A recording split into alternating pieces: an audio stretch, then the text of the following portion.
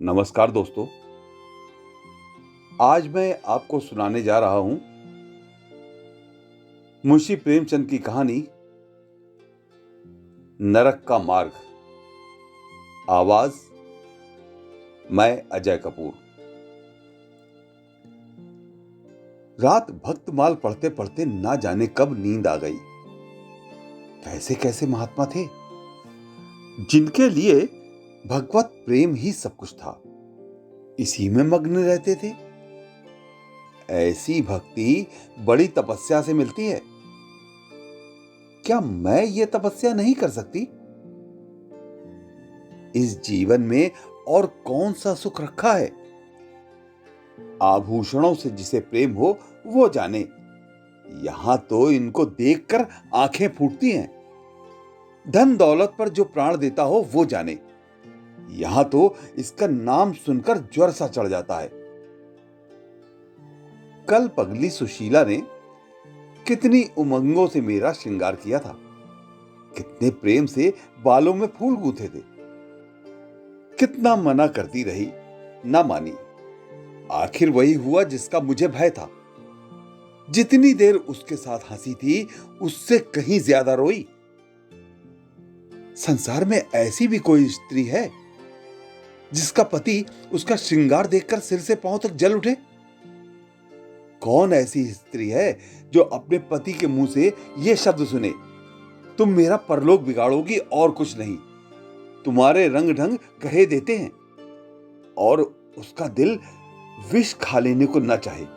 भगवान, संसार में ऐसे भी मनुष्य हैं। आखिर मैं नीचे चली गई और भक्तमाल पढ़ने लगी। अब वृंदावन बिहारी ही की सेवा करूंगी, उन्हीं को अपना श्रृंगार दिखाऊंगी। वो तो देखकर न जलेंगे, वो तो मेरे मन का हाल जानते हैं। भगवान, मैं अपने मन को कैसे समझाऊं? तुम अंतर्यामी हो, तुम मेरे रोम रोम का हाल जानते हो। मैं चाहती हूं कि उन्हें अपना इष्ट समझूं, उनके चरणों की सेवा करूं, उनके इशारे पर चलूं। उन्हें मेरी किसी बात से, किसी व्यवहार से नाम मात्र भी दुख ना हो। वो निर्दोष हैं। जो कुछ मेरे भाग्य में था वो हुआ। ना उनका दोष है, न माता पिता का। सारा दोष मेरे नसीबों ही का है। लेकिन ये सब जानते हुए भी जब मैं उन्हें आते हुए देखती हूं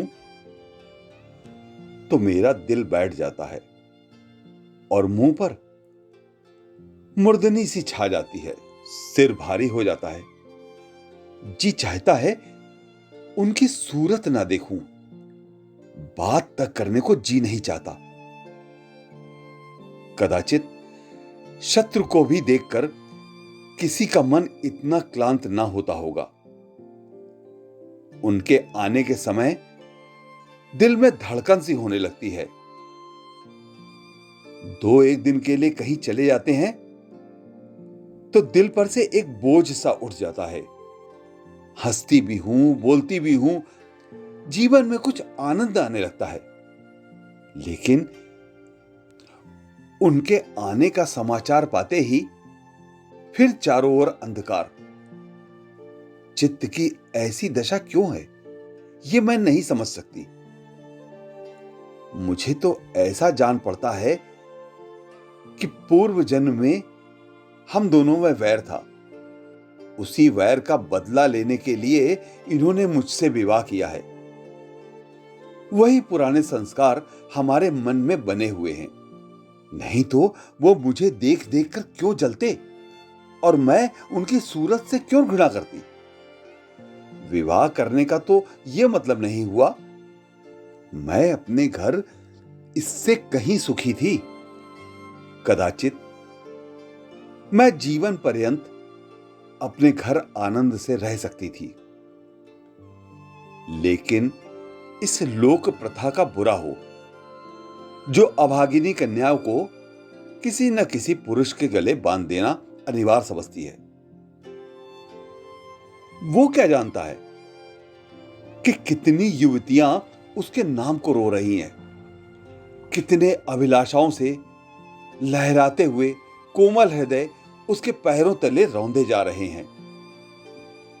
युवती के लिए पति कैसी कैसी मधुर कल्पनाओं का स्रोत होता है। पुरुष में जो उत्तम है, श्रेष्ठ है, दर्शनीय है, उसकी सजीव मूर्ति इस शब्द के ध्यान में आते ही उसकी नजरों के सामने आकर खड़ी हो जाती है। लेकिन मेरे लिए यह शब्द क्या है? हृदय में उठने वाला शूल, कलेजे में खटकने वाला कांटा, आंखों में गड़ने वाली किरकिरी, अंतःकरण को वेधने वाला व्यंग बाण। सुशीला को हमेशा हंसते देखती हूं। वो कभी अपनी दरिद्रता का गिला नहीं करती। गहने नहीं है, कपड़े नहीं है, भाड़े के नन्हे से मकान में रहती है, अपने हाथों सारा काम काज करती है, फिर भी उसे रोते नहीं देखती।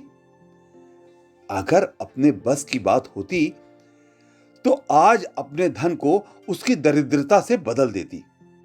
अपने पति देव को मुस्कुराते हुए घर में आते देखकर उसका सारा दुख दारिद्र छू मंतर हो जाता है।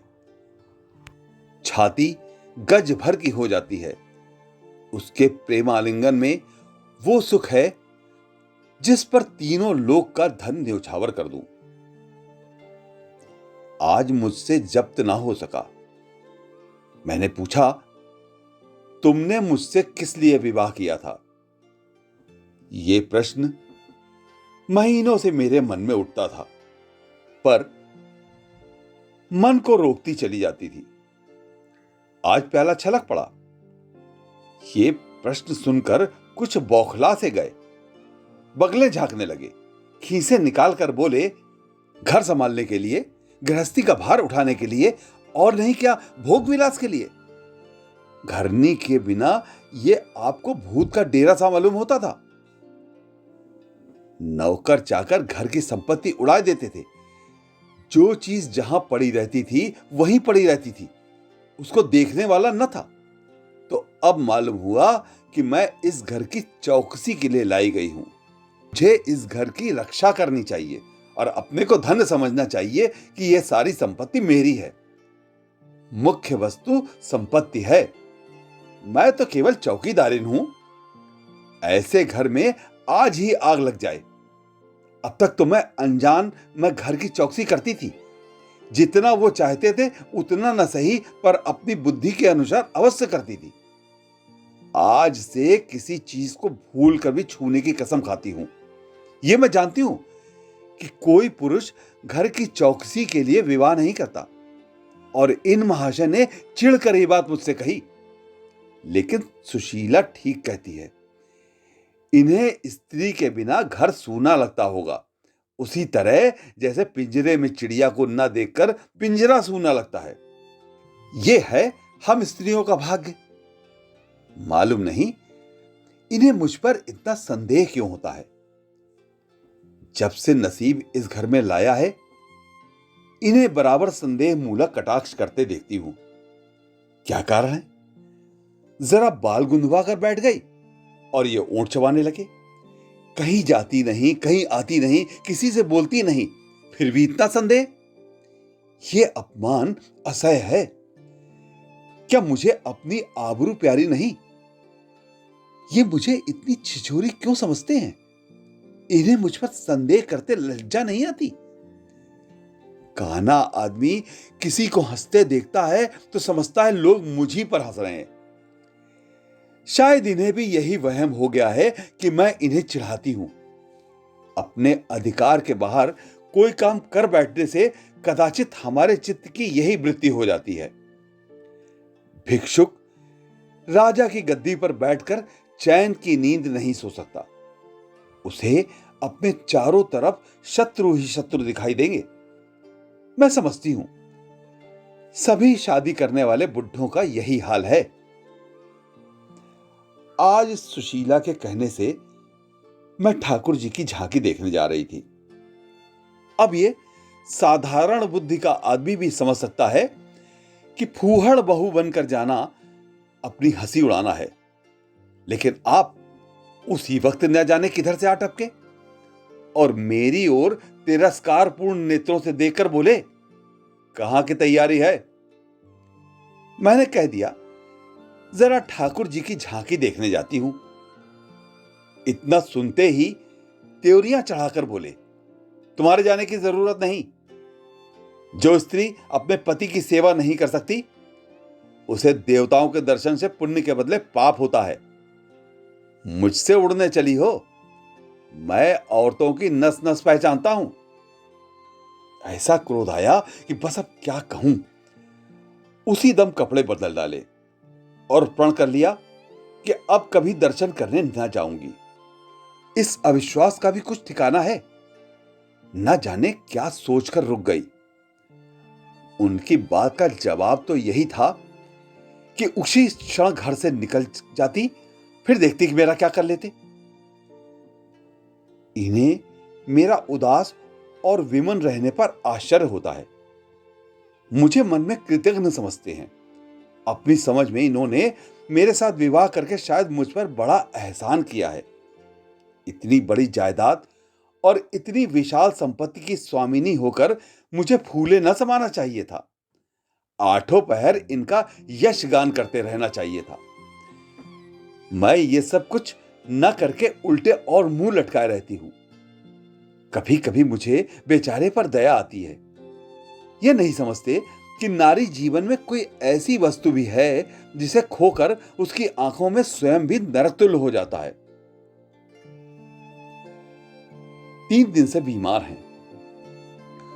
डॉक्टर कहते हैं बचने की कोई आशा नहीं, निमोनिया हो गया है। मुझे ना जाने क्यों इनका गम नहीं है। मैं इतनी वज्र हृदय कभी न थी। न जाने वो मेरी कोमलता कहां चली गई। किसी बीमार की सूरत देखकर मेरा हृदय करुणा से चंचल हो जाता था। मैं किसी का रोना नहीं सुन सकती थी। वही मैं हूं। आज 3 दिन से उन्हें अपने बगल के कमरे में पड़े कराहती सुनती हूं और एक बार भी उन्हें देखने न गई। आंखों में आंसू आने का जिक्र ही क्या। मुझे ऐसा मालूम होता है इनसे मेरा कोई नाता ही नहीं। मुझे चाहे कोई पिशाचिनी कहे, चाहे कुलटा, पर मुझे तो यह कहने में लेश मात्र भी संकोच नहीं है। इनकी बीमारी से मुझे एक प्रकार का ईर्ष्यामय आनंद आ रहा है। इन्होंने मुझे यहां कारावास दे रखा था। मैं इसे विवाह का पवित्र नाम नहीं देना चाहती। यह कारावास ही है। मैं इतनी उदार नहीं हूं कि जिसने मुझे कैद में डाल रखा हो उसकी पूजा करूं, जो मुझे लात से मारे उसके पैरों को चूमूं। मुझे तो मालूम हो रहा है ईश्वर इन्हें इस पाप का दंड दे रहे हैं। मैं निसंकोच होकर कहती हूं कि मेरा इनसे विवाह नहीं हुआ। स्त्री किसी के गले बांध दिए जाने से उसकी विवाहिता नहीं हो जाती। वही संयोग विवाह का पद पा सकता है जिसमें कम से कम एक बार तो हृदय प्रेम से पुलकित हो जाए। सुनती हूं महाशय कमरे में पड़े पड़े मुझे कोसा करते हैं। अपनी बीमारी का सारा बुखार मुझ पर निकालते हैं, लेकिन यहां इसकी परवाह नहीं। जिसका जी चाहे जायदाद ले, धन ले, मुझे इसकी जरूरत नहीं। आज 3 दिन हुए मैं विधवा हो गई। कम से कम लोग यही कहते हैं। जिसका जो जी चाहे कहे, पर मैं अपने को जो कुछ समझती हूं वो समझती हूं। मैंने चूड़ियां नहीं तोड़ी, क्यों तोड़ूं? मांग में सिंदूर पहले भी ना डालती थी, अब भी नहीं डालती। बूढ़े बाबा का क्रियाकर्म उनके सुपुत्र ने किया, मैं पास ना फटकी। घर में मुझ पर मनमानी आलोचनाएं होती हैं। कोई मेरे गुथे हुए बालों को देखकर नाक सिकुड़ता है, कोई मेरे आभूषणों पर आंख भटकाता है। यहां इसकी चिंता नहीं। इन्हें चिढ़ाने को मैं भी रंग बिरंगी साड़ियां पहनती हूं और बनती समरती हूं। मुझे जरा भी दुख नहीं। मैं तो कैद से छूट गई। इधर कई दिन बाद सुशीला के घर गई। छोटा सा मकान है, कोई सजावट न सामान, चारपाइयां तक नहीं, पर सुशीला कितने आनंद से रहती है। उसका उल्लास देखकर मेरे मन में भी भांति भांति की कल्पनाएं उठने लगती हैं। उसे कुत्सित क्यों कहूं, जब मेरा मन उन्हें कुत्सित नहीं समझता। इसके जीवन में कितना उत्साह है, आंखें मुस्कुराती रहती हैं, ओंठों पर मधुर हास्य खेलता रहता है, बातों में प्रेम का स्रोत बहता हुआ जान पड़ता है। इस आनंद से चाहे वो कितना ही क्षणिक हो, जीवन सफल हो जाता है। फिर उसे कोई भूल नहीं सकता। उसकी स्मृति अंत तक के लिए काफी हो जाती है। इस मिजराव की चोट हृदय के तारों को अंतकाल तक मधुर स्वरों से कंपित रख सकती है। एक दिन मैंने सुशीला से कहा, अगर तेरे पतिदेव कहीं चले जाएं तो रोते रोते मर जाएगी। सुशीला गंभीर भाव से बोली, नहीं बहन, मरूंगी नहीं। उनकी याद सदैव प्रफुल्लित करती रहेगी, चाहे उन्हें परदेश में बरसों लग जाएं। मैं यही प्रेम चाहती हूं। इसी चोट के लिए मेरा मन तड़पता रहता है। मैं भी ऐसी ही स्मृति चाहती हूं, जिससे दिल के तार सदैव बजते रहें, जिसका नशा नित्य छाया रहे। रात रोते रोते हिचकियां बंध गई। न जाने क्यों दिल भर भर आता था। अपना जीवन सामने एक बीहड़ मैदान की भांति फैला हुआ मालूम होता था, जहां बगुलों के सिवा हरियाली का नाम नहीं। घर फाड़े खाता था। चित्त ऐसा चंचल हो रहा था कि कहीं उड़ जाऊं। आजकल भक्ति के ग्रंथों की ओर ताकने को जी नहीं चाहता। कहीं सैर करने जाने की भी इच्छा नहीं होती। क्या चाहती हूं वो मैं स्वयं नहीं जानती, लेकिन मैं जो नहीं जानती वो मेरा एक एक रोम जानता है। मैं अपनी भावनाओं की सजीव भूमि हूं। मेरा एक एक अंग मेरी आंतरिक वेदना का आर्तनाद कर रहा है। मेरे चित्त की चंचलता उस अंतिम दशा को पहुंच गई, जब मनुष्य को निंदा की न लज्जा रहती है और न भय।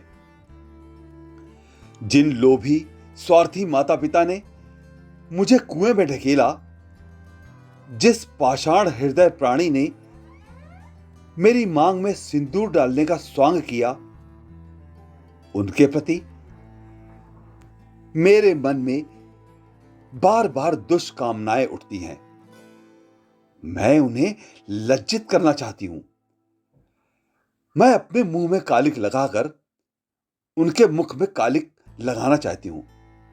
मैं अपने प्राण देकर उन्हें प्राण दंड दिलाना चाहती हूं। मेरा नारीत्व लुप्त हो गया है। मेरे हृदय में प्रचंड ज्वाला उठी हुई है। घर के सारे आदमी सो रहे थे। मैं चुपके से नीचे उतरी, द्वार खोला और घर से बाहर निकली। जैसे कोई प्राणी गर्मी से व्याकुल होकर घर से निकले और किसी खुली हुई जगह की ओर दौड़े। उस मकान में मेरा दम घुट रहा था। सड़क पर सन्नाटा था। दुकानें बंद हो चुकी थी। सहसा एक बुढ़िया आती हुई दिखाई दी। मैं डरी, कहीं चुड़ैल ना हो। बुढ़िया ने मेरे समीप आकर मुझे सिर से पांव तक देखा और बोली, किसकी राह देख रही हो? मैंने चिढ़कर कहा, मौत की। बुढ़िया, तुम्हारे नसीबों में तो अभी जिंदगी के बड़े बड़े सुख भोगने लिखे हैं। अंधेरी रात गुजर गई, आसमान पर सुबह की रोशनी आ रही है। मैंने हंसकर कहा, अंधेरे में भी तुम्हारी आंखें इतनी तेज हैं कि नसीब की लिखावट पढ़ लेती है। बुढ़िया, आंखों से नहीं पढ़ती बेटी, अक्ल से पढ़ती हूं। धूप में बाल सफेद नहीं किए हैं। तुम्हारे बुरे दिन गए और अच्छे दिन आ रहे हैं। हंसो मत बेटी, यही काम करते इतनी उम्र गुजर गई। इसी बुढ़िया की बदौलत जो नदी में कूदने जा रही थी, वे आज फूलों की सेज पर सो रही हैं। जो जहर का प्याला पीने को तैयार थी, वे आज दूध की कुल्लियां कर रही हैं। इसलिए इतनी रात गए निकलती हूं कि अपने हाथों किसी अभागिन का उद्धार तो कर सकूं।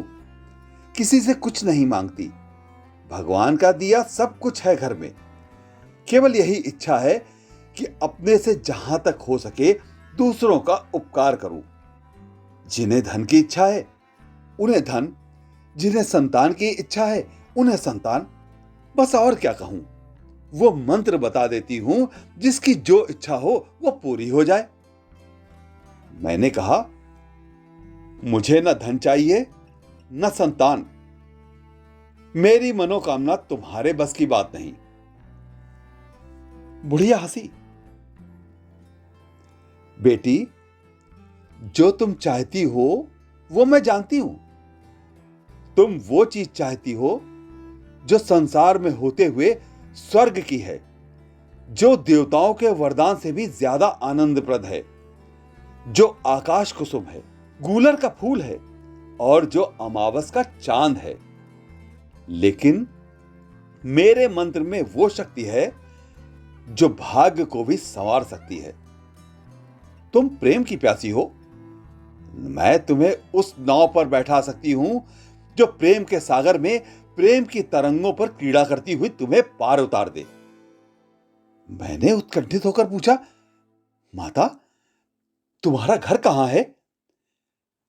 बुढ़िया, बहुत नजदीक है बेटी, तुम चलो तो मैं अपनी आंखों पर बैठा कर ले चलूं।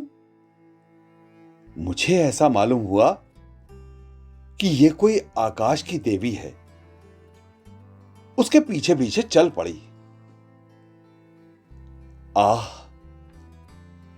वो बुढ़िया जिसे मैं आकाश की देवी समझती थी, नरक की डाइन निकली। मेरा सर्वनाश हो गया। मैं अमृत खोजती थी, विष मिला। निर्मल स्वच्छ प्रेम की प्यासी थी, गंदे विषाक्त नाले में जा गिरी।